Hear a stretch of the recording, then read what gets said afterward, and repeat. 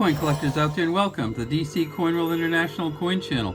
And today we have the 1984 50p coin from the United Kingdom or Great Britain. And this is a coin that did not get into general circulation, so in that sense it's somewhat rare. It's interesting how the United Kingdom has approached the 50p coins, and they first came out in 1969. And they came out in 1969 as the new pence, or 50 new pence, as a kind of precursor for the decimalization of the British pound. So in 1969 they came out. The pound went to decimalization, or 100 to the pound, 100 pence to the pound, in 1971. So in 1969, when they first came out with a 50p coin, it didn't look like this. It didn't say 50 pence on it. It said 50 new pence. And here's one of the older new pence coins here, and you can see that it has the same engraving on it, and you can also tell the difference between the two of these. And this, of course, in my hand is a circulating coin. And this one down here in 1984, they didn't put out any circulating versions, and they've done that off and on with the 50 pence coin. So when the 50 new pence coin came out, they made essentially 185 million of them in 1969.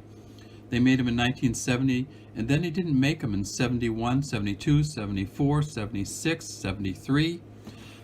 So those years, the only way to get those years is to get a proof version.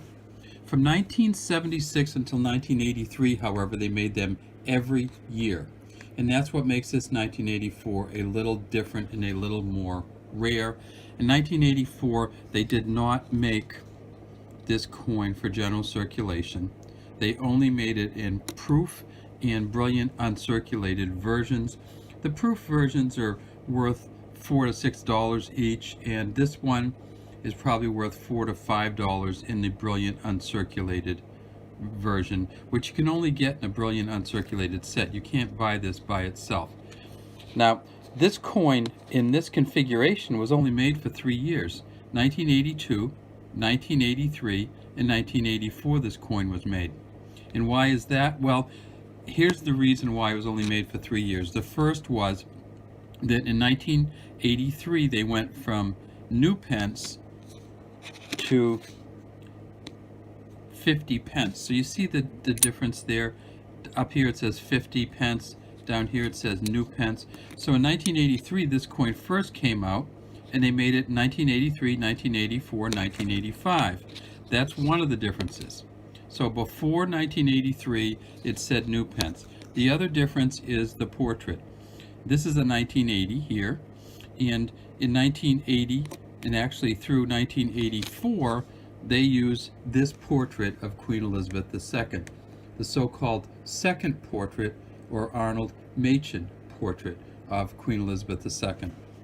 Unfortunately for the 50p coin in this configuration, in 1984 was the last year that they used that portrait. So in 1985 the 50p coin went to a new portrait, and that is of course this portrait here. This is an 89 version, but you can see that essentially what they've done is they've changed the crown on the Queen.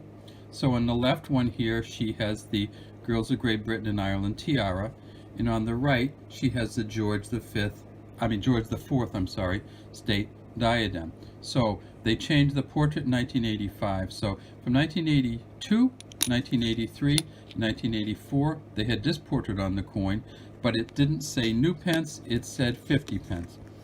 In 1985 they changed over to this portrait of the Queen, and this is one that you can, if we look way down in here, you can tell who this is. It's the RDM one, Raphael David McCloof, and you can see the RDM right there above the tip of my pen. Let's see if we can get it a little bit better than that.